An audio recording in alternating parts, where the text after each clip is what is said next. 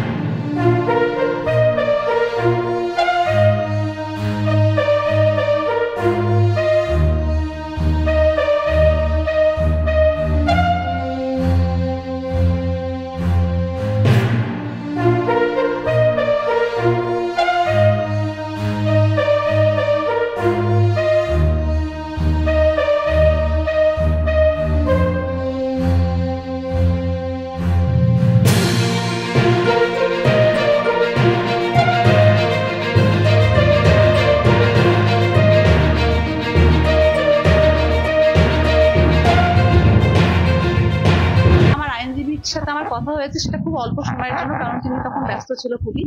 তো আইনজীবীর সাথে অল্প সময়ে যে কথা হলো, তিনি তো আমাকে এটাই জানালেন যে একটা দেখুন, আপনাদের তো প্যানেলে, আপনাদের তো ওএমআর এ কোনো সমস্যা নেই, তো একটা রিপ্যানেল হবে এবং সেটা খুব শীঘ্রই হবে, 15 দিনে 15 days এর মধ্যে হবে।